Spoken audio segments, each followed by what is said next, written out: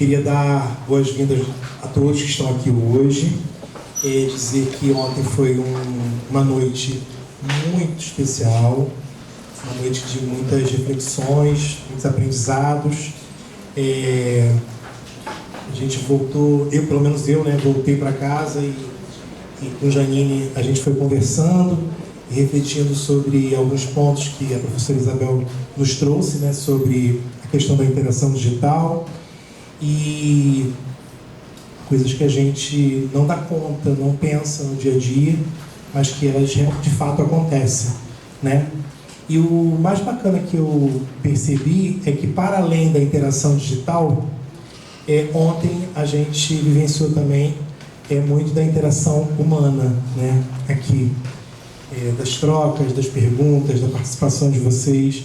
E eu acho que é isso, A gente hoje vive numa era digital, a gente convive com as máquinas, mas eu acredito muito que esse humano, ele é muito latente, ele é muito vivente, ele é muito participante mesmo das nossas relações, Então eu acho que o que a máquina traz, ela traz para contribuir, mas eu sou adepto de dizer que nunca vai substituir o homem, A máquina nunca vai fazer isso. Mas a gente precisa conviver, a gente precisa aprender a conviver com o que esse digital nos traz, O mundo está aí, evoluindo, e eu acho que é isso que a gente precisa, a gente está aqui para aprender, Então, mais uma vez queria agradecer ao professor Isabel pelo aceite do convite, para estar aqui com a gente nesses 2 dias.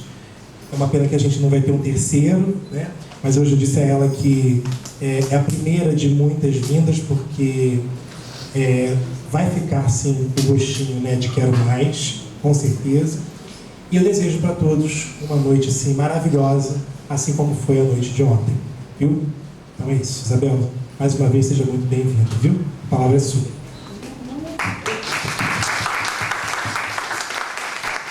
Obrigada, Fábio. Obrigada a vocês. Eu concordo plenamente com o que o Fábio comentou aqui. Eu sabia que ia ser uma troca. Eu sabia que eu vinha colaborar um pouco, mas que eu também ia sair daqui, ia também levar muito de vocês. E comentei com o Fábio. Tá falhando a impressão minha? Tá assim, Tá. Mas dá para ouvir aí? Dá para ouvir. E saí daqui também muito feliz, vocês foram muito acolhedores e eu agradeço muito por isso. Continuem levantando as mãozinhas, perguntando, porque foi muito bom. Acho que foi uma dinâmica ótima. Pronto. Sempre quando tiverem uma intervenção. Será que tem? Eu vou puxar a caixa. Oi. Oi, tá saindo som. Oi, agora foi. Obrigada. Será que ele vem até aqui? Que hoje eu vou pedir licença para sentar, se vocês me permitirem. Porque eu preciso acompanhar umas notas ali. Então, estou muito feliz de estar aqui. Também lamento que não sejam 3 dias, mas quem sabe numa próxima oportunidade. E hoje a gente vai dar continuidade às reflexões iniciadas ontem. Vou fazer uma retomada aqui rápida. Tem alguém que está aqui que não estava ontem? Certo. Aí vou tentar retomar assim rapidamente, mas fiquem à vontade para perguntar. Tem coisas que talvez vão ficar em lacunas, mas eu acho que vocês conseguem acompanhar. Eu vou trazer muitas práticas para o ensino de língua portuguesa. Também vocês podem recuperar as leituras a partir do que eu vou compartilhar aqui. A gravação vai ficar no YouTube, então vocês podem ver o primeiro dia depois, E quem estava aqui ontem, aproveitem também esse dia para a gente conversar mais, tá bom? Vamos lá, eu vou, na verdade, antes de me sentar, eu vou só... teve uma aluna que me fez uma pergunta ontem, não sei se vocês lembram, da diferença da Web 2.0, 3.0, 4.0, e claro, a Web 2.0, que é essa que eu me interesso, é a das redes sociais, mas eu fiquei com aquilo na cabeça, eu pensei, vou pesquisar para tirar essa dúvida com todo mundo, porque eu acho que a gente precisa saber disso, porque estamos entrando numa Web 4.0, que é essa das inteligências artificiais, então eu vou só esclarecer isso. Depois, o Renan ontem explicou pra gente a referência do toque, toque, toque. Eu achei uma notícia, eu vou só ler o lead, só para complementar o que o Renan já tinha explicado pra gente, para ativarmos, né, essas conexões que fizemos ontem na atividade. E aí eu volto aqui para o slide para a gente poder dar continuidade, tá bom?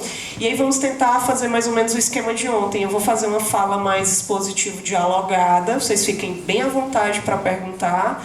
E se dá tempo, a gente faz uma atividadezinha que eu pensei para hoje, tá bom?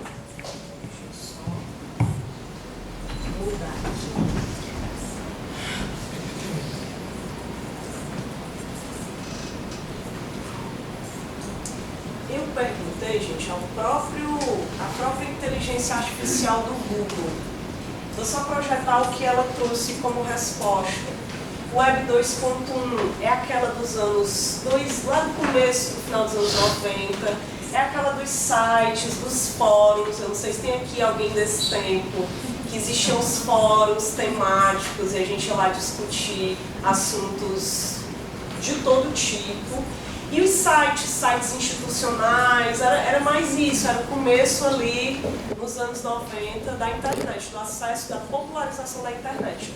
A 2.0, que é essa dos anos 2000, que a gente está nela, é a das redes sociais, tá? Principalmente das redes sociais. Desse boom do YouTube, do Facebook, do Instagram, tá?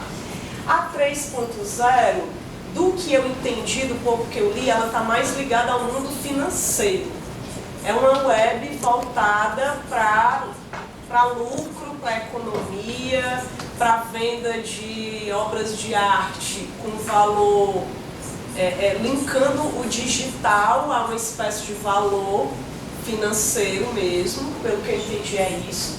E a 4.0, que a gente está entrando, mas eu não considero que estamos ainda nela, é essa das inteligências artificiais linkadas mesmo, simbioticamente ao humano.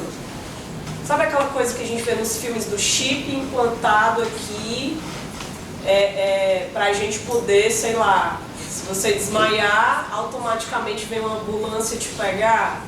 É isso, existe já, mas ainda não está popularizado, é essa 4.0. De uma integração, parece assim, mais orgânica do tecnológico com o humano, tá? Então estamos na 2.0, ok? Queria só esclarecer isso. E deixo para vocês a leitura dessa notícia de 2024, que é exatamente o que o Renan falou pra gente. Depois eu fui atrás de ver os detalhes, explicando como a Joyce Hasselman falou, né, inicialmente daquela ilustração que ela fez, toque, toque, toque, a Polícia Federal, e como depois ela saiu, se desgarrou da direita e passou a criticar os próprios ex-colegas de partido que estavam com problemas de corrupção, enfim, né? Então deixo aí a dica dessa leitura, tá bom? E agradeço a vocês por terem feito essas perguntas. Ontem, no dia 1, só para relembrar, e aí eu vou ficar por aqui, tá tudo certo aí com a câmera se eu ficar aqui, tudo ok. Eu gosto de ficar em pé, mas é porque hoje eu vou precisar ficar pescando aqui de vez em quando. Só para relembrar, ontem a gente... nós vimos um percurso da interação em perspectiva interdisciplinar, né? Lembra, a gente passou pela sociologia, antropologia, ciências da comunicação, até chegar nas ciências da linguagem. E aí eu cheguei na minha proposta de pensar a interação digital numa perspectiva textual. Apresentei para vocês aquela tríade, texto, interação e gênero. Vou voltar a falar dela. E aquela tríade ganhou um upgrade, porque olhando para o digital, o texto precisa ser olhado de outra forma, os gêneros aparecem em agrupamentos, foi o que eu falei ontem, e a interação, a proposta que eu apresentei é que a interação seja observada a partir de 4 critérios. Lembram disso? Sistemas semióticos, o suporte, a mídia e a interatividade, tá? Eu trouxe alguns exemplos de como esses gêneros se organizam em compósitos, em agrupamentos, né? Fizemos até uma atividade nos valendo da referenciação, que é uma categoria muito preciosa para a LT, porque ela ajuda a perceber esse movimento de como a postagem iniciadora tem uma espécie de retomada nos comentários. A gente viu alguns exemplos ontem, tá? Não deu tempo de apresentar um relato de experiência que eu queria ter apresentado para vocês. Se der, eu falo hoje, tá?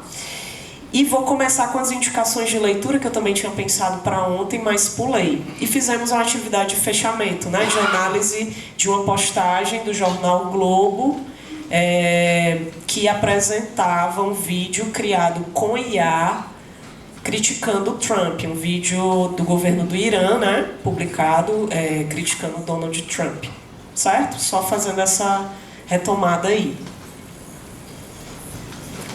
Hoje eu pensei de conversarmos sobre...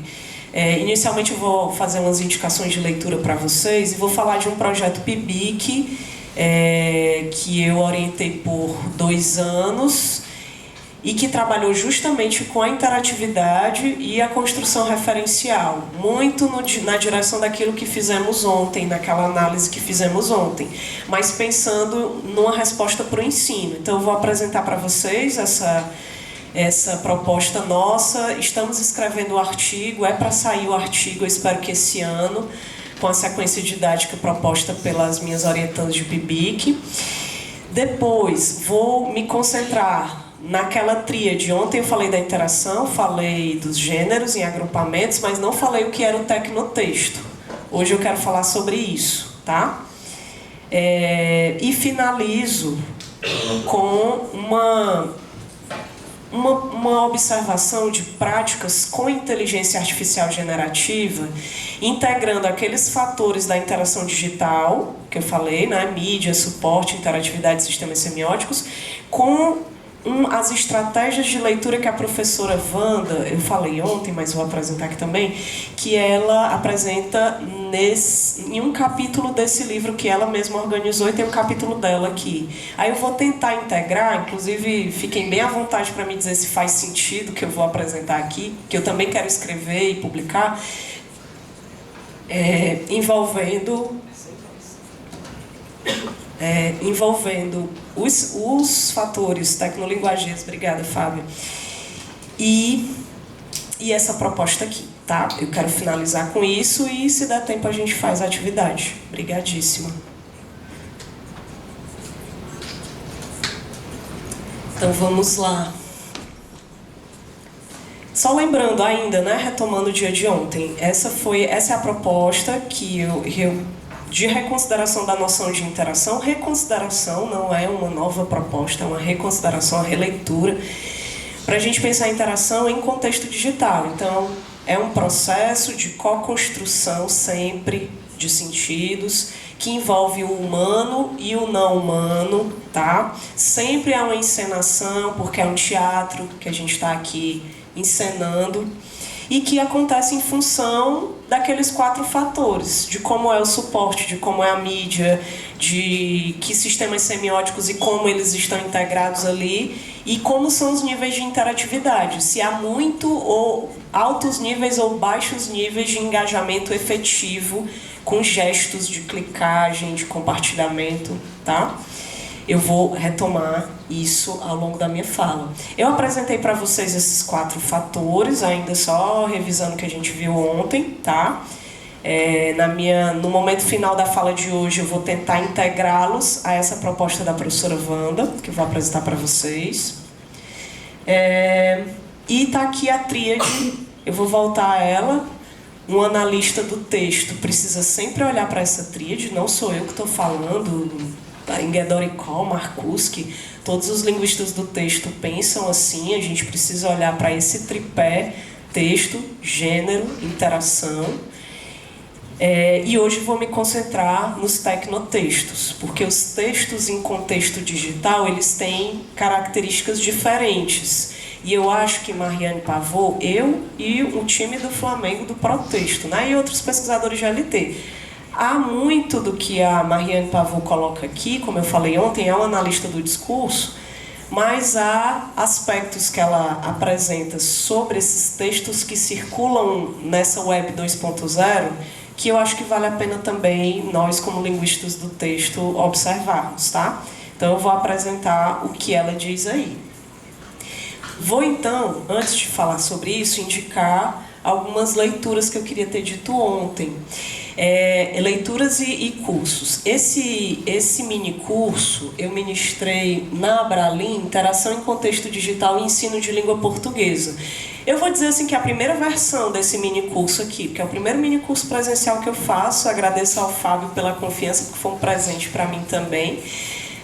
Fazer esse formato presencial é outra interação, né, quando a gente está no presencial, mas há essa versão, uma primeira versão de 2022 desse mini curso, não, outro formato, enfim, que está disponível no site de educação à distância da Abralim. Para ter acesso, você precisa ser associado da Abralim.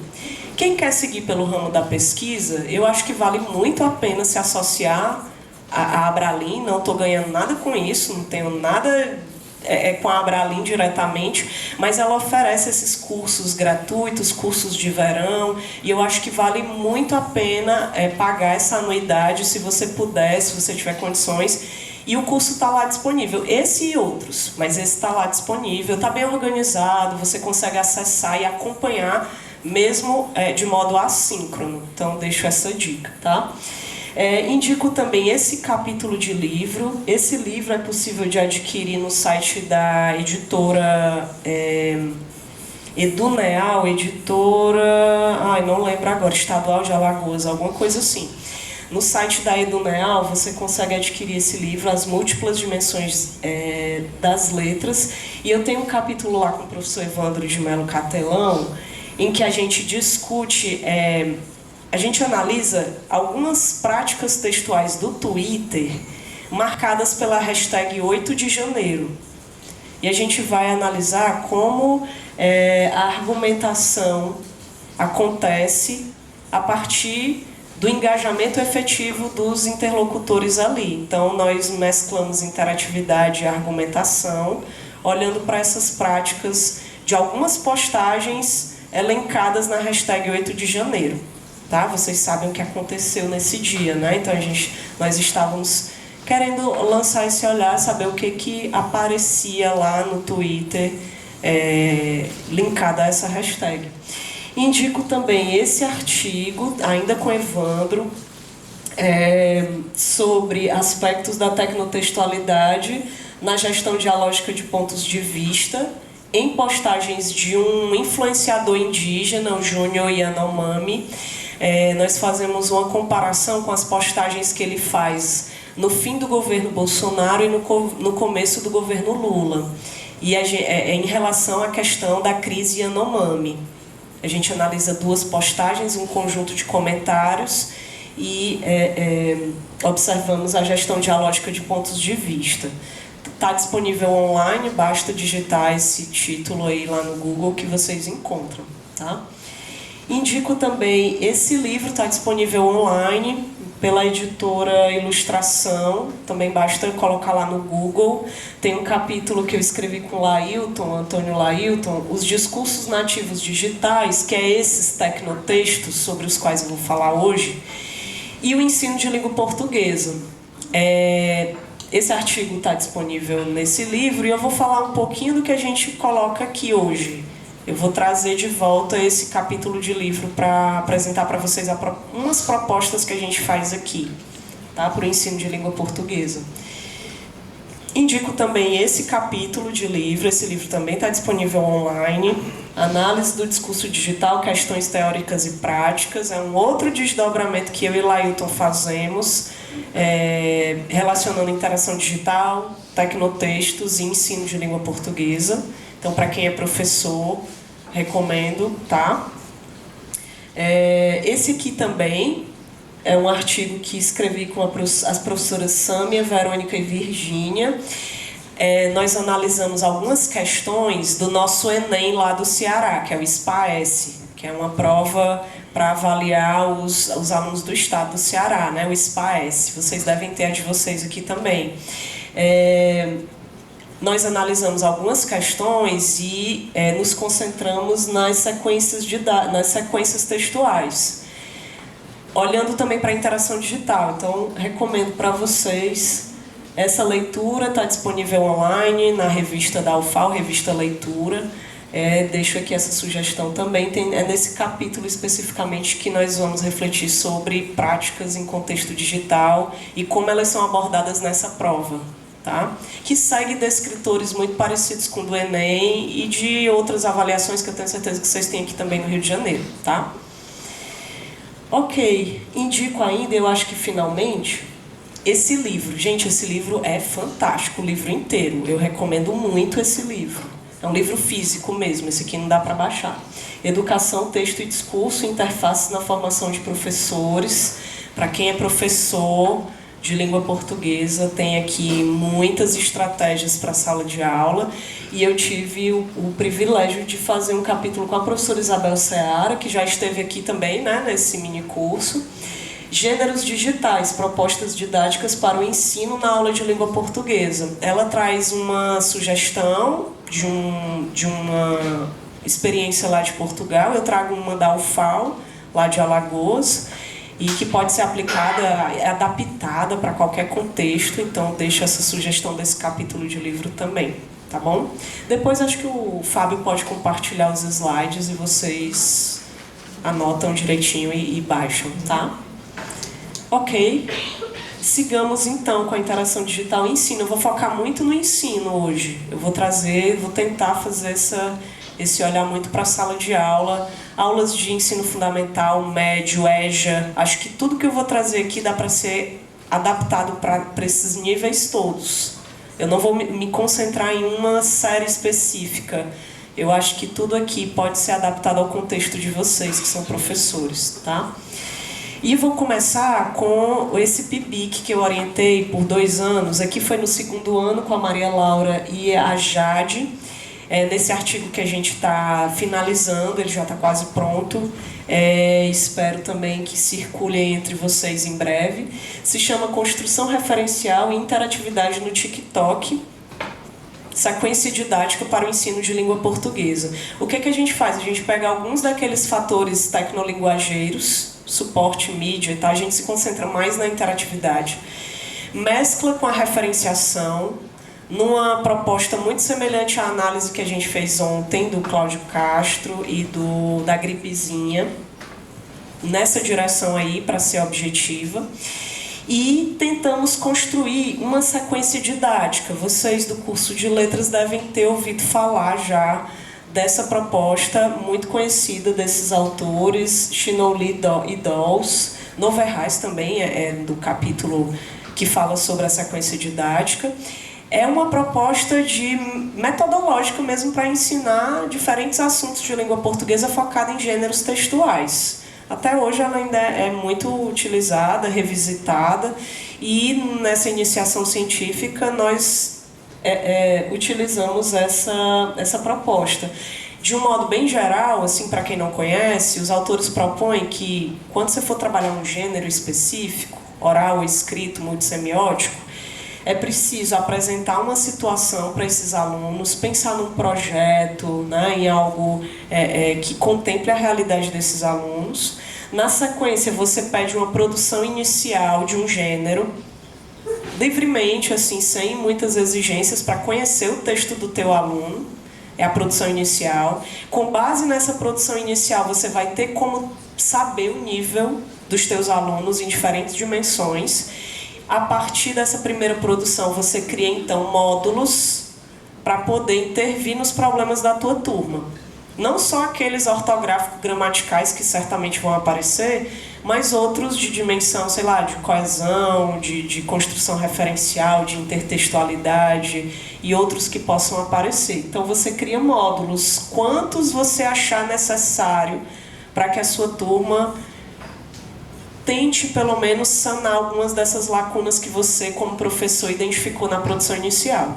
E aí depois você pede uma produção final. Depois de ter passado por todos esses módulos, você repete a proposta do gênero inicial e pede para os alunos fazerem de novo. E a tendência é que saia um texto muito melhor, porque eles vão ter trabalhado com as diferentes dificuldades que eles vão ter, tá? Então, assim, bem resumidamente é isso, mas eu recomendo que vocês tenham esse livro e conheçam mais aprofundadamente essa proposta, tá? Então a gente trabalha com esses módulos, e a ideia das alunas, da Jade e da Maria Laura, foi... elas pensaram num tema contemporâneo transversal, né? Eu disse, vamos pensar em algo que seja atual, que seja interessante, discutir com as turmas, e as alunas, foi em 2024, 2024 para 2025, e o tema contemporâneo transversal foram as cotas universitárias para pessoas trans. Foi esse o tema que elas escolheram.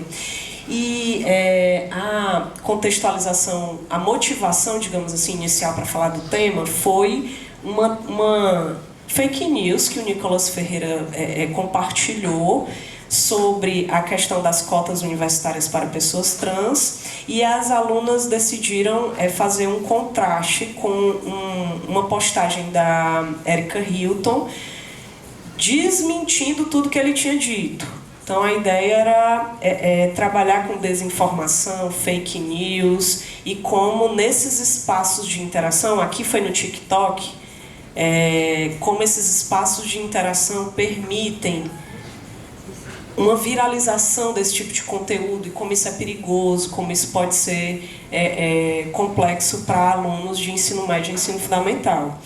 Elas analisaram, então, as alunas, essas duas postagens, né, e observaram, parecido com o que a gente fez ontem, como as cotas universitárias para pessoas trans eram introduzidas e retomadas pelo Nicolas Ferreira e pela Erika Hilton, e como isso repercutia nos comentários. Então, elas fizeram essa análise e construíram uma sequência didática para trabalhar esse tema contemporâneo transversal, além da referenciação e da interatividade, com alunos. Elas pensaram em alunos de 9º ano, mas eu acredito que a gente pode ampliar para outros contextos. Então, o que elas propuseram?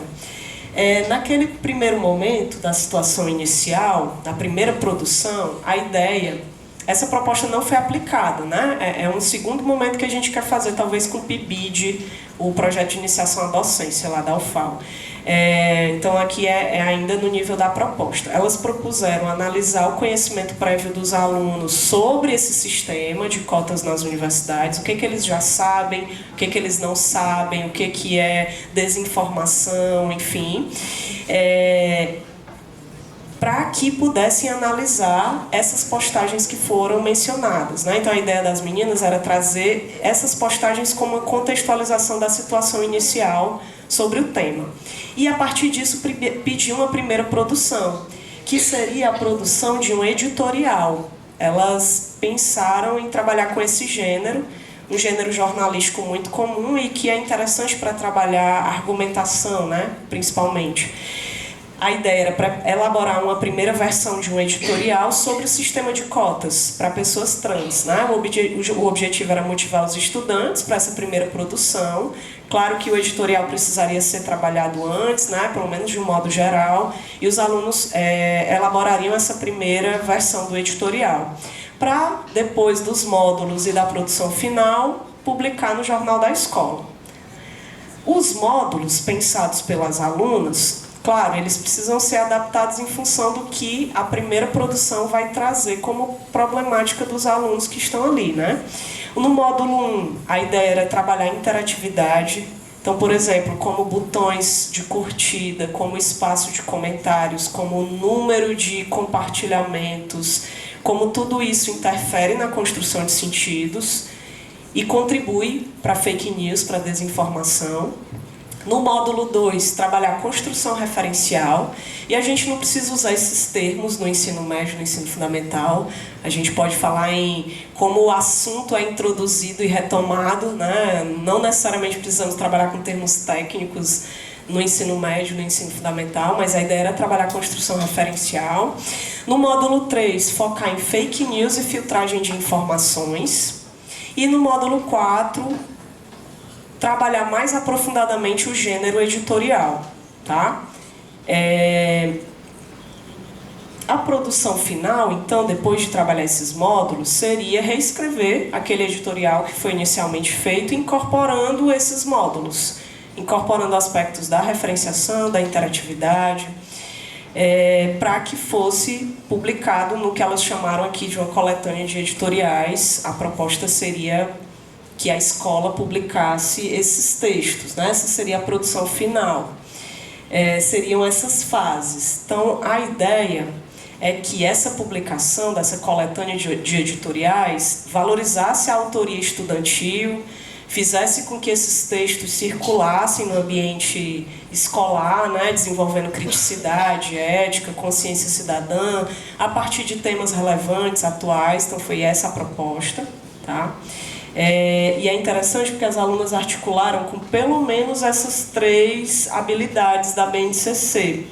Elas pensaram no 9º ano do ensino fundamental, acho até que talvez seja igualmente produtivo para alunos do ensino médio, mas elas pensaram nas habilidades 13, 32 e 1 do 6º ao 9º ano e do 9º ano. São habilidades da BNCC que visam orientar os estudantes para que eles se engajem na construção coletiva de sentidos, né, trazendo temas polêmicos. A 32 orienta um trabalho relacionado à seleção de informações, que é uma habilidade muito importante que a gente precisa desenvolver com os alunos, o trabalho de curadoria, e não aceitar tudo que vem do WhatsApp e do TikTok como verdade, né, um trabalho de curadoria. E essa habilidade 1 do 9º ano, que está voltada à análise crítica de fenômenos como a desinformação, as notícias falsas. Então, a ideia é essa, a proposta é essa.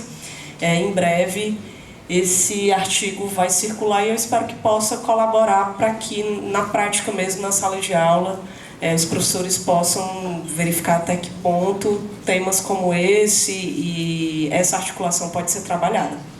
Ok? Vamos então voltar para aquela tríade. Eu trouxe aqui esse exemplo porque faz um link com o que a gente viu ontem. Então, como trabalhar os fatores tecnolinguageiros da interação na sala de aula. Essa é a ideia dessa proposta do PIBIC. Vamos voltar para a tríade, que é essa daqui, texto, interação e gênero, né? Já com o upgrade, porque a gente precisa olhar para aspectos específicos da interação digital, e vamos olhar para o tecnotexto. São esses textos que circulam online, tá? E aí eu vou retomar e relembrar algo que eu falei ontem, que está aqui na proposta da Marianne Pavot, dessa analista do discurso. Ela propõe que os estudos da linguagem deixem de lado essa ideia de linguístico e extralinguístico. Para ela, e a gente na LT, na verdade, já fazia isso há um tempo, né? A gente considera que texto, contexto, linguístico e extralinguístico só podem ser trabalhados juntos. Ela propõe o fim dessa divisão e que o pesquisador, o usuário, porque nós somos usuários também, né, como pesquisadores, a ideia é que a gente reconheça o material tecnológico com o mesmo estatuto de importância do material linguageiro. Então, essa é a ideia, que nos estudos da linguagem a gente considere essas duas dimensões com o mesmo valor. Então, é preciso olhar para os aspectos técnicos também. E para olhar para eles, nós precisamos fazer um trabalho mais interdisciplinar. Então, às vezes, a gente vai precisar mesmo dialogar com as ciências da comunicação, com a engenharia, com a informática. Claro, dentro de um certo limite, mas às vezes a gente vai precisar dessa integração. É isso que ela propõe. E o que seriam os tecnodiscursos? Ela, óbvio, analista do discurso, ela chama de tecnodiscurso. Eu vou chamar de tecnotexto porque interessa para mim pensar nesse enunciado único e irrepetível. Então, o que seria o tecnotexto? Eu vou chamar assim, tá? são as produções nativas digitais. E o que é isso? São textos que são projetados e que circulam apenas online. São textos criados e que circulam apenas na Web 2.0, porque ela está preocupada só com essa Web 2.0 das redes sociais. Então não há uma separação entre tecnologia e linguagem, né? Como a gente já vem falando aqui. Então, o que é o tecnotexto? São as produções textuais que nascem e circulam apenas na Web 2.0, tá? Vamos ver aqui alguns exemplos. Vamos chegar já nos exemplos. As práticas do Instagram são todas tecnotextos, tá? A Mariane Pavot vai trazer 6 aspectos que caracterizam esses textos. Tem 4 aqui para a gente começar. Eu vou retomá-los várias vezes para a gente tentar entendê-los de um modo mais amplo. Para ela, todo texto nativo digital, que é esse que nasce e circula na Web 2.0, ele tem uma natureza compósita. Compósita no sentido de que os sistemas semióticos estão integrados com a tecnologia. Então é uma natureza híbrida. Tem ali tanto o componente linguageiro, humano, no verbal, no não verbal, quanto a máquina. A máquina com seus códigos algorítmicos, com as suas fórmulas, com seus aspectos técnicos. Então, para a autora, essas produções têm essa dimensão compósita, tá? Outra característica também é a rastreabilidade. Todas essas práticas deixam rastros. Não adianta você apagar uma mensagem do WhatsApp. A PF consegue recuperar o que você apagou. Porque todas as caminhadas que a gente faz na Web 2.0 deixam rastros.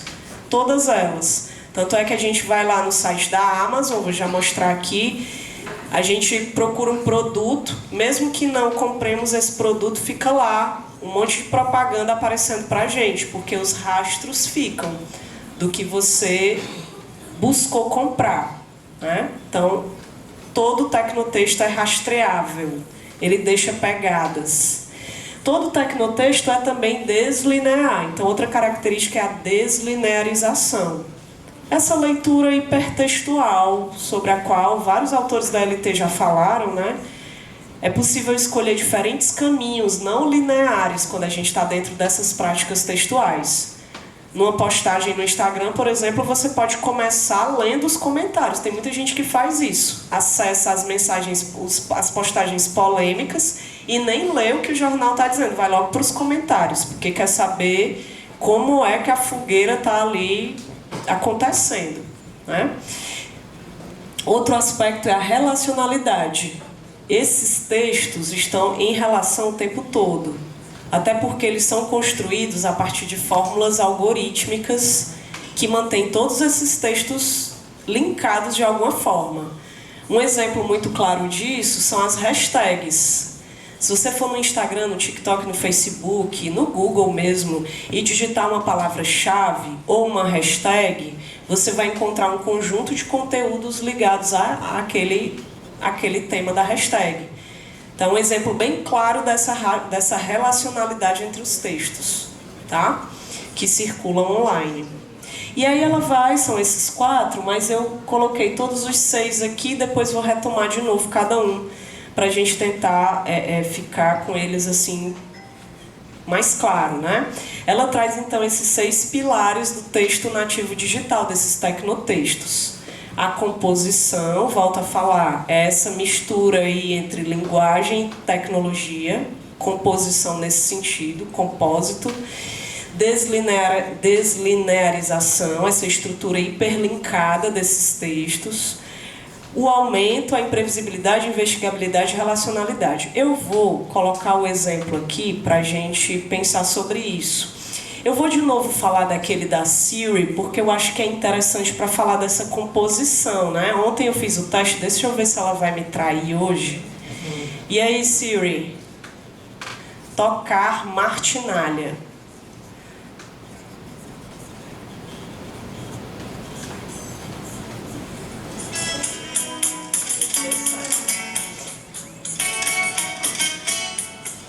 Hoje eu estava afim de martinalha. O que acontece nessa experiência? Eu vou chamar isso daqui de pedido de música, esse gênero aqui. Eu vou chamar de pedido de música. Não sei se o nome é esse, mas eu vou dar esse nome. Aqui são aspectos linguageiros e técnicos que se fundem, né? Tem os algoritmos de reconhecimento de voz, eu falei sobre isso ontem, e tem vários programas aqui, que eu não vou saber explicar porque eu não sou da área, que processam essa solicitação que eu fiz de pedir a música da martinalha. E que dão uma resposta tecnológica, porque sai um som daqui. Sai um som a partir do aplicativo de música que esse celular tem, que é o Apple Music. Os comandos técnicos vão lá, abrem o aplicativo e colocam a reprodução da música. Então é uma produção textual híbrida. Ela só funciona porque eu fiz o gesto linguageiro de falar e porque a máquina reconheceu essa coprodução, reconheceu minha voz, abriu o aplicativo automaticamente e a música apareceu aqui, mais uma vez o linguageiro aparecendo de novo. Isso só é possível também se tiver um suporte. Tem que ter um suporte, ou celular ou tablet, mas tem que ter esse suporte. Ainda não posso fazer assim, virado para o nada. Talvez chegue um momento em que isso vai acontecer e uma caixa de som aí vai tocar a música. Mas é um exemplo bem típico dessa composição, desse hibridismo entre humano e máquina. E esse é um tecnotexto porque ele só pode acontecer porque meu celular está conectado aos meus dados móveis, está conectado à internet. Se ele tivesse no modo avião ou offline, não daria para fazer esse pedido de música. Então, está dentro desses textos nativos digitais sobre os quais a Mariane Pavot fala, tá? São textos híbridos. Sobre a deslinearização e os outros pontos, eu vou só abrir aqui o site da Amazon para a gente olhar para esses outros pontos. Só para ficar uma exemplificação mais clara. Deixa eu abrir aqui. Podia ser qualquer coisa, tá? Eu vou pegar o site da Amazon porque me veio à mente que ele traz todos esses elementos.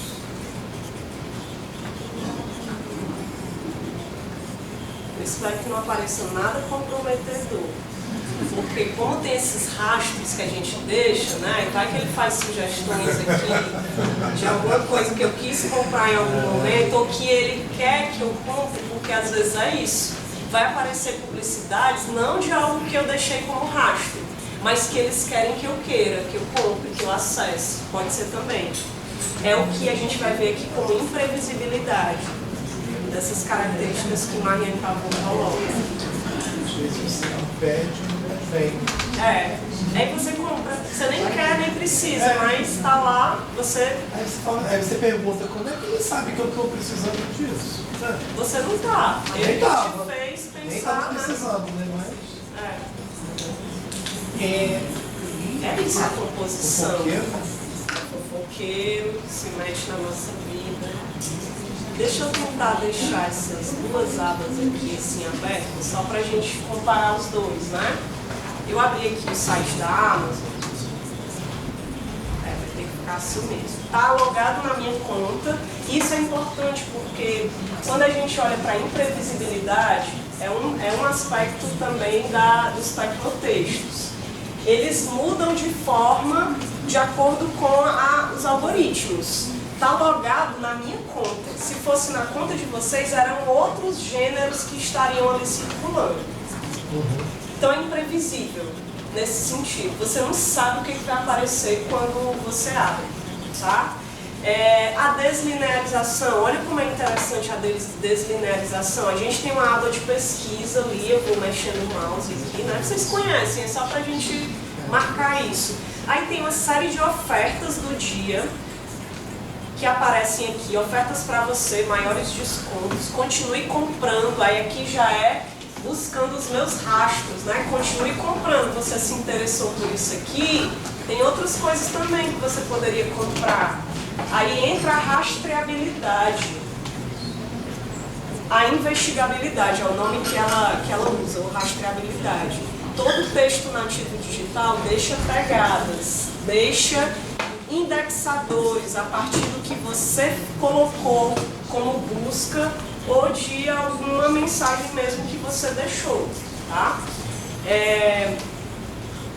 Então tá aí a deslinearização. Quando a gente baixa, que tem muitas ofertas, né? É uma loucura de possibilidades de consumo, que é algo muito interessante para trabalhar com os alunos isso, né? De como a gente precisa criar consciência cidadã sobre o consumo, porque senão a gente sai comprando tudo e tendo dinheiro ou não, porque aqui você pode comprar com um clique e já era. Se você tiver um cartão cadastrado, a compra está feita. Professora, é uma dúvida, né, que você falou nessa questão do consumo, né? Não só do consumo material, mas também de consumo de informações, né? Porque desde ontem, quando você está falando dessas questões de gesto mesmo técnicos, linguageiros que a gente tem sobre explicar, né, nessa interatividade, ficou muito uma questão de que é isso, a gente clica, né, é muito tato, a gente usa o dedo. Mas tem questões que eu observo, por exemplo, que o celular também, né, a câmera frontal do celular, ele observa o nosso olhar, a nossa fala, né, ouve. E aí eu percebo que é isso, que às vezes eu estou rolando o feed, tem notícias que eu nem quero saber, que eu não estou nem aí. Tipo, por exemplo, essas notícias recentes do Eduardo Bolsonaro. Eu só tenho sabido porque de vez em quando eu leio, eu quero ler o que está escrito no título, aí o algoritmo já entende que eu estou interessado naquela matéria. Quando eu rolo para baixo, aí aparecem diversas notícias sobre, né, o dito cujo e tudo mais, e até nisso de falar, né, às vezes fala perto do celular.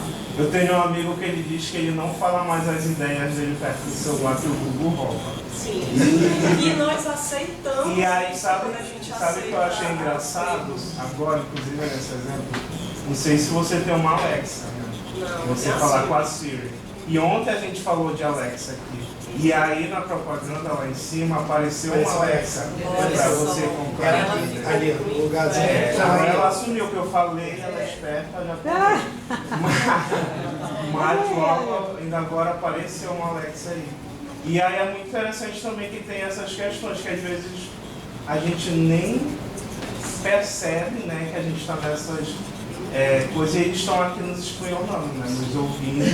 E aí eu queria também entender se essas questões que eu falei, do olhar, da voz, elas entram também nessas ações, nas atitudes técnicas e linguagens que a gente tem. Sim, reconhecimento de voz, reconhecimento do olhar, tudo isso entra nesses aspectos tecnológicos. Aí você deu um exemplo claro de que a gente não pode ignorar isso. Estamos imersos, né? Para quando você compra um celular desse, você aceita os termos. E ele escuta o que a gente está dizendo. Escuta mesmo, a gente aceitou. Né? Então é muito importante. E aí às vezes é isso, né, que nem a gente não queira ou não precise comprar, mas certamente em algum momento a gente conversou sobre isso, falou, olhou. Esse mesmo amigo fala que o algoritmo é pensamento, e realmente às vezes eu só penso nas coisas e aparece no celular, sabe? Eu fico, nossa, realmente como é? Então está ligado a, que aí a gente já traz até a astrologia para discussão. Mas enfim, são outras conversas também. Mas eu concordo que segredos é melhor contar longe deles. Sim. Porque escuta mesmo. É isso, a gente não vai resolver esses problemas, né, como estudiosos da linguagem, mas a gente precisa reconhecer que eles estão aí. E como professores de língua portuguesa, conscientizar os nossos alunos de que isso existe e que é preciso bom senso, e muitas vezes, como o Fábio falou no começo aqui da apresentação, a gente está falando de interação digital, mas é a interação humana que interessa. A gente precisa conhecer a interação digital para valorizar a humana e colocar a digital no lugar que ela tem que estar. Ela tem um lugar, ela precisa ficar lá. Porque ela pode ser muito perigosa e causar problemas de saúde mental mesmo na gente. Também não estamos, como estudiosos da linguagem, preocupados com isso, porque não é a nossa área. Mas como professores de língua portuguesa, mostrar para os alunos que isso existe. e que essas questões técnicas, elas constroem sentidos. Constroem sentidos ao ponto da gente ir lá e comprar um negócio que a gente não está nem precisando. E assim, essa questão da tecnologia, cada vez mais as crianças estão envolvidas, né? Eu falo que eu tenho um filho de 8 anos, e ele passou por uma cirurgia semana passada, ontem a gente recebeu alta, quando chegou em casa hoje, lá no hospital, não tem muita coisa para fazer, deixei ele com o celular. Quando a gente chegou em casa, chegamos em casa hoje, quando ele acordou, vamos tomar café. Quando ele deitou de novo, ele falou assim, mamãe, me dá o celular. Peguei o celular na mão dele, aí eu não sei o que o padrasto dele falou, porque ele falou assim, celular é vida. Eu olhei pra ele e falei assim, não vai por esse pensamento não, celular é vida não, tira o celular de você, hein? Olha, 8 anos, celular é vida. Gente, eu fiquei horrorizada. Existem diferentes estudos aí da área da psicologia que eu leio mesmo como curiosa, que já constatam que as redes sociais, principalmente, elas viciam igual a drogas sintéticas e outras que a gente conhece aí. Porque libera o biscoito ali, a curtida, né? Você ficar olhando o que está acontecendo, libera uma sensação de alegria, de felicidade, e que é perigosa, tão perigosa quanto diferentes drogas que também têm esse processo no cérebro de excitação, de abstinência. Tem vários estudos já sobre isso, com crianças e com adultos também, conosco. Muitas vezes somos nós que estamos ali perdendo horas naquele feed. Eu estou no maio de detox. Tem vários países no mundo que instauram o mês de maio como o mês para você se afastar das redes sociais. Muita gente eu estou fazendo o maio detox. Eu estou só repostando no meu Instagram aquele post. Eu estou bem assim, usando bem menos. E eu estou notando que eu estou mais criativa, eu estou menos ansiosa. Um mês só assim que eu estou fazendo esse detox digital. Recomendo demais. E trabalho com isso, uma coisa que não tem a ver, justamente porque eu trabalho com isso, que eu sei que a gente precisa de outras relações, né?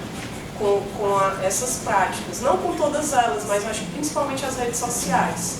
São elas que muitas vezes geram esses transtornos na gente. É importante. Eu trabalho em escola de primeiro segmento. E o que acontece? Nós já estamos recebendo alunos com um CID relacionado a esse transtorno, que é o TAG, transtorno de ansiedade generalizada, por causa dessa fixação por telas, né? E isso tem causado grandes problemas, né? Porque a criança fica viciada, não consegue parar, né? Eu estava trabalhando, dá um exemplo, eu estava trabalhando com eles na questão de convite, né? Gêneros textuais, trabalhei convite. Aí eles falaram assim para mim, estava no livro, aí eu mostrei para eles, mas que horas a senhora vai mandar o convite para a gente no celular? Aí eu, opa, peraí, porque para eles era completamente diferente a noção do que estava no livro de convite e o que eles estão acostumados agora. A mãe prepara, né, um convite e vai mandando guia de transmissão para todo mundo. Eu falei, é verdade. A tecnologia para eles, muito além do que a gente estava trabalhando ali no livro. A gente vai aprendendo com eles também. Sim. É verdade, existe esse outro convite, mas tem esse daqui que trabalha outras questões, né? Você me fez lembrar também que tem muitos adultos com burnout de tela. De pessoas que se sentem mal olhando para grupos de WhatsApp, né? Então a gente precisa conhecer justamente para saber criticar, sem também demonizar, que é um extremo que não é interessante, porque senão a gente fica para trás, mas também sabendo o lugar dessas práticas. Né? Alguém ia falar por aqui? Não? Por favor. Eu acho interessante também que agora com as Smart TVs, eu comprei uma televisão nova recentemente, e aí tem essa questão dos streams, eles estarem impondo cada vez mais a questão da publicidade, né? Você tem uma assinatura com publicidade e uma assinatura mais cara sem a publicidade. E aí, esses dias eu estava assistindo alguma série, enfim, e começou uma publicidade. E aí a publicidade estava conectada com o link do, se não me engano, da Amazon. E era só você clicar que você já comprava, né? E aí também, como esse formato, hoje em dia, né, eu acredito, assim, uma hipótese, que a maioria das televisões, né, das residências já são Smart TV, porque ela já existe há um tempo, como também que mesmo outras formas de se desconectar e assistir talvez um filme, né, até mesmo um filme cult, né, sobre algum tema interessante, você não consegue, né? Então também essa composição, talvez, né, não sei, está, né, cada vez mais impondo, né, ao ser humano que ele esteja conectado. E uma coisa também, uma analogia assim, que eu fiz, né, que eu percebi, que hoje em dia a gente tem aquela cordinha do celular, né, para você pendurar. Para mim aquilo ali é quase um outro membro, né, porque você fica aquilo ali pendurado e aí você consegue o tempo todo mexer, solicitar, né, e como se fosse parte do seu corpo já, né, porque ele está pendurado em você. Então também como esses avanços muito rápidos faz a gente refletir como os gêneros, né, digitais, né, discursivos, no caso, né, como analista do discurso também, eles vão se atualizando de uma forma que mesclam algumas características desses gêneros que eram impressos, mas também que tem uma diferenciação, eu acho que dessa imposição, né, que ela é muito mais assim, intensa do que os impressos, porque no impresso eu acho que, de uma certa forma, a linguagem ela deveria ser persuasiva, né, ali para você captar, né, conseguir, ou outras estratégias também. Só que hoje em dia, eu não sei nem se dá para chamar disso de estratégia, porque é uma imposição, né, e você não tem escolha, né, porque se você abre o celular você acha esse texto, você liga a televisão você tem esse texto, você vai para o computador você tem esse texto, e aí então, né, não tem para onde fugir. E como também a gente pode pensar essas categorias, né, enquanto discurso, enquanto texto,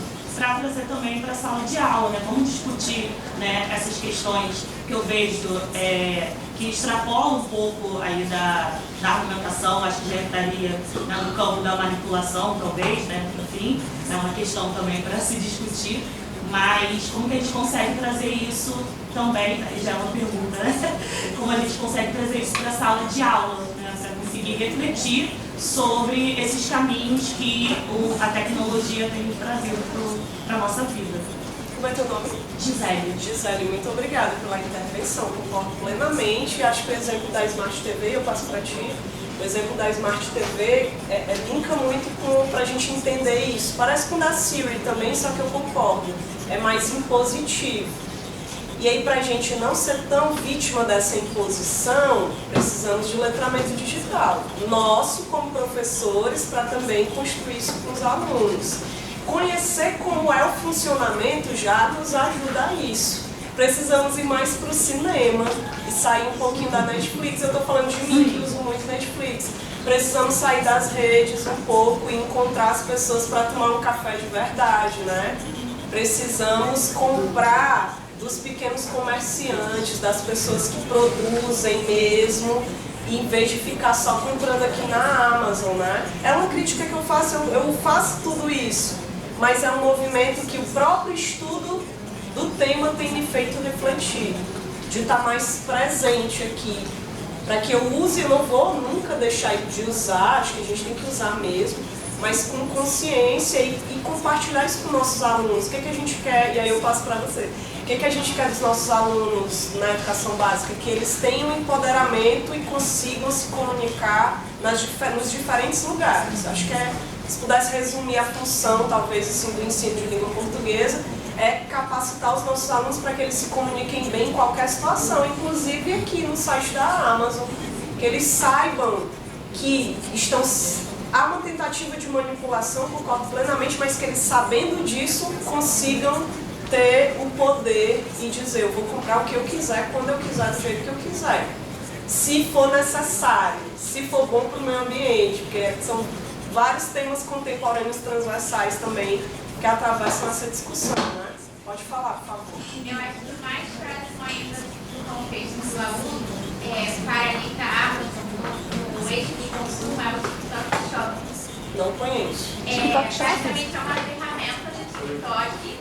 No TikTok a gente tem inovação dos vídeos, só que aí tem vídeos que eles parecem ser um vídeo normal, tipo a pessoa usando, sei lá, um tripé. Esse tripé aqui é muito bom, me ajudou. Aí, tipo, embaixo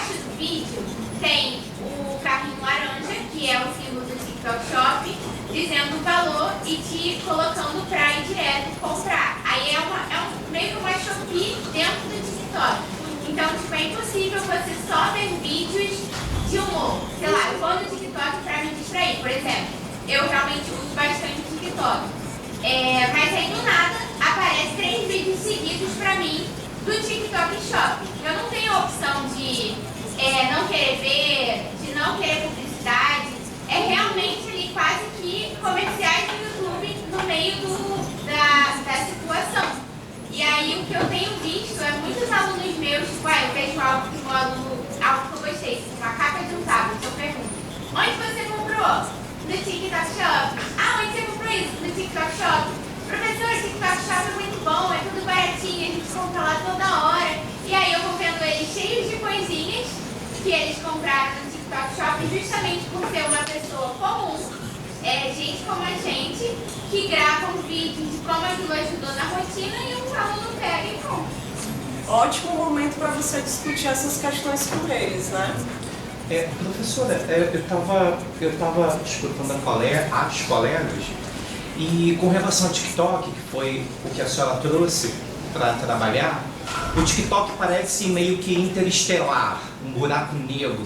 Você começa às 9, quando vai ver é 2h30 da manhã. Você vai, porque é muita coisa nova num espaço de tempo muito curto. E isso causa ansiedade nas crianças, porque elas estão se relacionando com textos com um período de relação com ele muito curto. Lembra da sincronicidade que eu falei ontem, né? E aí, o que acontece? Quando eles vão ler, por exemplo, um mito, uma fábula, que requer um pouco mais de tempo, eles ficam ansiosos, porque o tempo que eles gastam vendo TikTok é infinitamente menor do que ler um mito, uma fábula, um conto, e aquilo angustia eles. Agora, eu não julgo tanto, porque aí entra a questão. Quando eu estou no TikTok, ou estou no Facebook, no Instagram, e eu estou ali e tudo mais, eu sinto que eu estou lidando com tecnotextos. E aí, quando tem um artigo acadêmico que só está na internet, mas que requer de mim um tempo infinitamente maior do que eu levo para ver vídeos no TikTok, parece que eu não estou lidando com tecnotexto, por essa questão de relação de tempo com o próprio texto, né? Interessante. A Mariane Pavão não coloca a temporalidade como uma característica do tecnotexto, Porque parece que eu não estou lidando com o Mas entendi. O que você quer dizer é que parece que os textos nativos digitais, eles exigem altos níveis de sincronicidade, de resposta e de tempo de leitura, né? Acho muito interessante o que você colocou. Tem inúmeros países proibindo o uso do celular para jovens até 15 anos, crianças e pré-adolescentes, adolescentes até 15 anos. A França proibiu, por exemplo. E aí, proibir é sempre uma questão complicada, né? Mas é um período de formação das estruturas cognitivas desses jovens, até os 15 anos. Então, de alguma maneira, embora eu ache complicada a proibição, eu também acho interessante não ter esse acesso. Porque olha tudo que a gente está comentando aqui da nossa experiência de usuários e professores, de como esse uso é prejudicial para essas crianças e jovens. Para nós que vivemos esse mundo pré-digital, aprendemos a ler artigos e agora a gente também ficamos ansiosos, né? Nós também ficamos ansiosos. E a gente também teve um contato, a gente já estávamos formados, né? Nossa mente, Eles estão desde cedo. Meu filho com 9 meses, ele pegou meu telefone, um ano, acho, entre 9 meses e 11, pegou meu telefone e foi fazendo assim. Como é que funciona? E aí quando a gente conta pra ele, às vezes, como que era, que a gente não tinha, que eu só fui ter telefone, eu tinha, sei lá, 16, 17 anos. E nem era assim, era um tijolo, uma coisa esquisitíssima. E ele fala assim, gente, mas como é que vocês viviam sem internet? Aí eu, biblioteca, entendeu? Passeios. Ele não entende. Como é que vocês viviam? Existia uma vida antes disso? Ele fala, ele pergunta. E às vezes eu fico assim, meu Deus do céu, pra onde ele está caminhando? 2025 de proibição do celular, tirando para fins pedagógicos, né? Que isso fique muito claro. A proibição de uso de celulares nas escolas eu achei fantástico. E a gente já está colhendo em pouco tempo os resultados produtivos disso.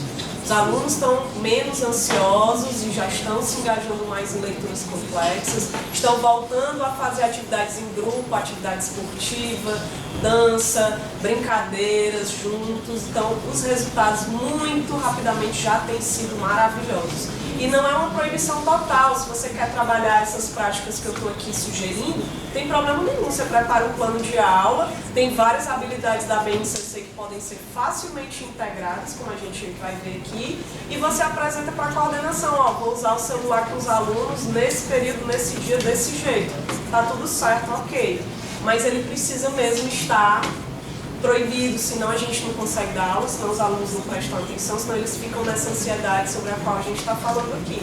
Tá? Então, isso que vocês, todos os exemplos que vocês trouxeram foram ótimos, porque ilustram essas características.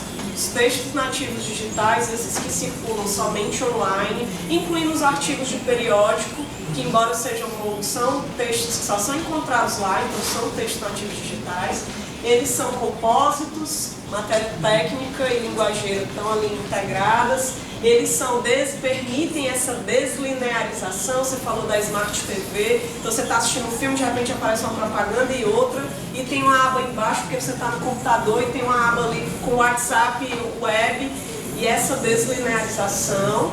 O aumento, que é o que a autora chama de aumento, é a possibilidade de você poder comentar. Na Amazon é interessante porque se você clicar aqui, por exemplo, eu quero comprar esses fones aqui, e aí é interessante porque tem 4.928 avaliações. Isso é o que ela chama de aumento. Você pode ir aqui nas avaliações, e é interessante que a gente trabalhe o letramento digital com os estudantes, talvez até com o site da Amazon, para mostrar todas essas reflexões que vocês estão falando e dizer, olha, existe a aba de avaliações. Antes de comprar, acesse essa aba, leia os comentários, leia os mais recentes. Então isso é o que ela chama de aumento. As práticas textuais da Web 2.0, elas permitem essa conexão e essa expansão de uma conversacionalidade. Há pessoas, 4.000 e tantas pessoas que falaram sobre o produto e que participam da construção de sentidos que está envolvida nessa compra de um fone. Deixa ele falar e eu trago para você, por favor. Eu acho interessante também a gente observar como na internet 2.0 a gente, ao mesmo tempo, está sempre num ambiente de somos receptores oficiais da tecnologia, a gente não é também. Porque quando a gente comenta alguma coisa no YouTube, a gente tem a sensação de estar interagindo com aquele conteúdo, mas ao mesmo tempo eles não estão falando diretamente com a gente, nem a gente está falando diretamente com ele. Porque alguém pode não olhar e ele ficar totalmente deslocado. Eu sinto que isso faz com que a gente, principalmente olhando para os nossos alunos também, faz com que tenha um certo distanciamento da realidade, do que é real, de fato.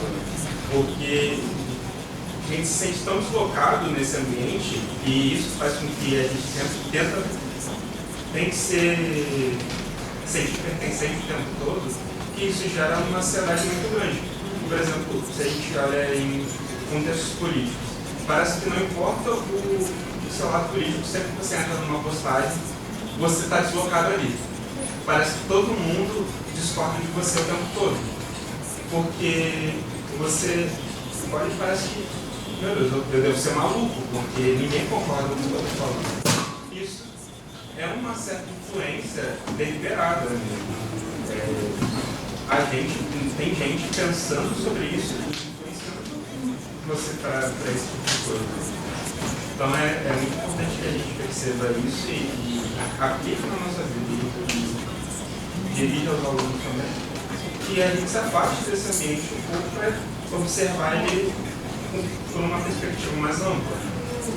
Como é teu nome? Lucas. Lucas, você traz uma questão importante. É como se houvesse uma ilusão de conversacionalidade. Tanto é que muitos de nós, vamos nos incluir também, nós nos sentimos muito corajosos de dizer certas coisas em comentários, mas na vida real, num debate real, não. ou agimos com violência, né? O espaço do debate, ele foi muito prejudicado com as redes sociais. O espaço do debate saudável, ele está gerando no mundo inteiro, não só no Brasil, uma polarização de ódio. A gente não consegue mais conversar com quem pensa diferente da gente, a gente tem ódio e queremos ficar apenas na nossa bolha. É um problema para todas as dimensões. Não que isso não existia, é claro que isso sempre existiu, mas parece que as redes sociais potencializaram isso, porque é um espaço de debate que você se esconde num papel social que você está encenando ali atrás de um nome que você cria no seu perfil, naquela vitrine que você criou. Renan, pode falar. Não, professora, só para complementar que o Lucas falou, porque eu lembrei que ano passado, no curso com a professora Isabel Seabra, ela comentou que ela considera, no caso, né, que os comentários, esses textos de avaliação, eles são gêneros sanguessugas, que eles só existem a partir de um texto principal, né? A gente só comenta uma postagem, a gente só pode fazer uma avaliação a partir de um post principal. E aí ele estava falando isso, eu acho muito engraçado, porque essa metáfora, né, do que é o sanguessuga, né, do que a gente entende também, né, por exemplo, o sanguessuga espiritual, que suga a nossa energia vital. Enfim, e nessa questão, né, da gente estar ali, parece querendo, né, ter um pouco de vida, ter um pouco de interatividade nessas relações, né, digitais, que a gente entende, cara, com interatividade nesse sentido, né. E aí eu lembrei disso, eu acho que é uma metáfora muito aplicável que ele falou, e a professora falou ano passado. E essa questão da performance também é muito raro que a gente vê isso na prática. A gente abre um post no Instagram, sempre tem um comentário de alguém falando: as pessoas não podem saber que eu gosto disso, ou não vou nem curtir para as pessoas não verem que eu curti isso. Mas estão ali, porque elas têm que desempenhar esse papel que elas acham que estão transmitindo. No livro da Mariane Pavô, esse dicionário, Análise do Discurso Digital, ela fala do pseudonimato, de como muitos usuários usam os pseudônimos para se esconder e aí agredir, violentar e muito do que a gente vê online, né? São questões extremamente importantes, entra na questão da impolidez, da cyberviolência, com a qual a gente lida também como estudiosos da linguagem e como professores de língua portuguesa. Esses exemplos são importantíssimos que vocês trouxeram e representam tudo isso daqui, né? A relacionalidade, o exemplo que você trouxe de como essas práticas estão conectadas. No site da Amazon é muito claro aqui, essa conexão de muitos textos, uns linkados com os outros através da própria ferramenta, da própria mídia Amazon, que faz com que esses textos se organizem dessa forma. A investigabilidade, eu já falei, a questão dos rastros. Se eu for olhar aqui, a Amazon tem aquele continue comprando. Ela vai rastrear o que eu já comprei e vai sugerir outras coisas. Então ela usa um rastro, eu não pedi para ela fazer isso, mas os rastros estão lá. Aí volto a falar, né, exemplos muito clássicos que a gente está vendo agora. Nessas investigações da Polícia Federal, né, nas diferentes dimensões. Você pode mandar uma mensagem e apagar, mas o rastro fica lá, é possível resgatar. Né? Ele está lá, o rastro. Então, por isso também que a gente precisa conversar sobre o letramento digital com os nossos alunos. E a imprevisibilidade, vocês trouxeram vários exemplos que ilustram essa imprevisibilidade. Eu estou assistindo um filme da Netflix, que a minha conta é essa, que tem propaganda, é a mais barata. E eu estou no meio do filme e aparece uma propaganda da Heineken, por exemplo. Aí tá lá e eles colocam num momento assim, bem estratégico, né? Eu não pedi isso. Quer dizer, pedi mais ou menos porque eu comprei sabendo, né? Mas assim, eu estou no filme e eu não pedi isso. É a imprevisibilidade. A Mariane Pavô vai dizer que esses textos, eles são geridos por essas mudanças ditadas pelos algoritmos. Por isso, é a importância do letramento digital, para que sejamos críticos e tentemos não ser tão manipulados, como você muito bem comentou. Com esse olhar crítico, pensando em questões éticas, a gente tenta driblar um pouco isso, se afastar muitas vezes, né? Pode falar.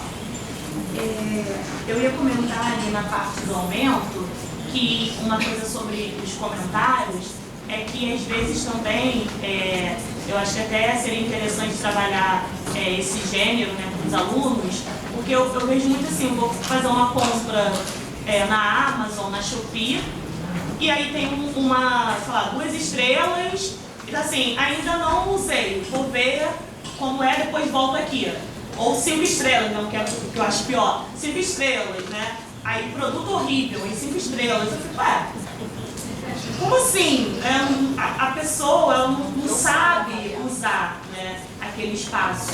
Ou até, esse primeiro exemplo é mais relacionado à Amazon.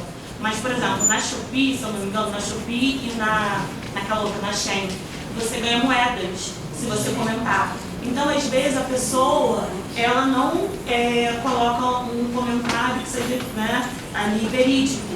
Então, ela comenta qualquer coisa, porque a plataforma recompensa também, né? Então, acho que é importante, talvez, trabalhar com essa questão também do aumento, né, desses comentários e dos conteúdos que eles geram, porque eles trazem problemas depois, né, nesse compartilhamento do produto, né, da opinião. E às vezes você compra um produto, esse produto é falso, o produto está quebrado. E você fala, mas eu me baseei na avaliação, só que a avaliação não está sendo feita corretamente. Então também, né, o próprio ambiente digital, né, os usuários eles não sabem usar. Né? Então, como isso também gera todo depois vários efeitos negativos, né? Isso também é interessante de se pensar. É uma prática que deve ser ensinada. Eu trouxe a Amazon porque um aluno meu, um orientador meu de TCC de graduação, vai analisar as avaliações da Shopee, se eu não me engano. Ele se considera uma pessoa muito consumista, é algo que ele quer estudar também para lidar com essa questão, ele é muito consumista. E ele vai observar essa relação ele escolheu um produto que os alunos compram muito, eu acho que é caixa de som que ele escolheu como produto. Acho porque ele ainda está construindo o projeto, a gente conversou, mas ele está ainda reformulando. E ele quer analisar como essas avaliações são feitas. Tem avaliações, inclusive, que você pode colocar uma imagem fixa, uma imagem dinâmica. Ele quer relacionar com a argumentação e propor algo para o ensino, para trabalhar justamente o letramento digital na leitura dessas avaliações. Que eu acho que é algo produtivo que a gente usa, os alunos estão comprando. Então você trouxe aí um exemplo maravilhoso de como a pessoa não sabe trabalhar com a prática, ela não sabe que gênero é esse, não sabe o contrato comunicativo implícito que está ali. Não sabe porque ninguém ensinou. A gente tem que ensinar o nosso papel também, como professores de linguagem, vou chamar assim. Obrigada. Alguém levantou a mão por aqui? Não? Tudo certo? Excelente, gente, as colocações de vocês. Muito bom mesmo. Eu vou, inclusive, mais adiante por aqui, porque acho que trouxemos já muitos exemplos sobre o que é a composição, a deslinearização, tudo bem com essas duas características. O aumento é o espaço dos comentários, eu acho que a avaliação da Amazon dos produtos é um bom exemplo, mas a gente tem também os posts do Instagram que permitem esse aumento. E aí eu faço uma ressalva porque a Mariane Pavão, como analista do discurso, está preocupada muito com o enunciado único, esse evento que a gente está preocupado como analistas do texto, ela considera o aumento um aumento do texto inicial. Para nós não, existe um conjunto de textos ali juntos, existe a postagem iniciadora, nos comentários existem vários textos ali, depende do recorte que a gente faz como analista, né? Mas só para fazer essa ressalva de que o aumento aqui para nós, analistas do texto, linguistas do texto, é esse espaço dos comentários, é a possibilidade de continuar conversando sobre o tema da postagem iniciadora ou do produto da Amazon que está sendo vendido e avaliado ali no espaço da avaliação, certo? A relacionalidade é essa, o nome já acho que é autoexplicativo, é essa conversa entre textos que é inevitável no texto digital. Os exemplos que vocês trouxeram aí da Smart TV, do TikTok Shop, é perfeito para entender isso. A investigabilidade são os rastros que a gente deixa, né, nesses textos, as pegadas. E a imprevisibilidade está diretamente relacionada ao papel dos algoritmos, que escutam o que a gente está falando, que guardam as buscas que a gente fez e depois trazem conteúdo sobre o assunto, tá? Tem a ver com isso. São 6 aspectos que são muito interessantes para nós linguistas do texto observarmos nas nossas pesquisas e também como professores levar para a sala de aula. Vocês trouxeram vários exemplos aqui que eu acho que é possível utilizar em diferentes níveis da educação básica. Tá? Esses exemplos que vocês trouxeram. Levem esses exemplos e discutam essas características. Não precisa dizer esses nomes difíceis para os alunos, não. Vocês explicam, didatizam e o que importa é eles entenderem o fenômeno, o que está acontecendo ali. Tá? Implicações para o ensino, justamente. Né? Essa nova textualidade ajuda os estudantes a entenderem que elas estão integradas, máquina e tecnologia e linguagem. Né? A BNCC traz uma série de competências e habilidades da cultura digital, que dá perfeitamente para encaixar com isso que a gente está vendo aqui. E aí, vai ter intervalo, Fábio, às 8? Quando você quiser agora. Tá. A coerência do texto digital só é alcançada quando reconhecemos que as máquinas não apenas transportam conteúdo verbal, não verbal, linguageiro, mas elas ajudam a construí-lo. Eu acho que essa é uma síntese importante. A gente não pode ignorar o conteúdo maquínico, técnico, tecnológico, porque ele também constrói coerência. Ele também constrói sentidos, tá? A gente faz um intervalo agora e depois eu volto para falar desse exemplo de como usar esses 6 aspectos em práticas textuais para o ensino de língua portuguesa, tá bom?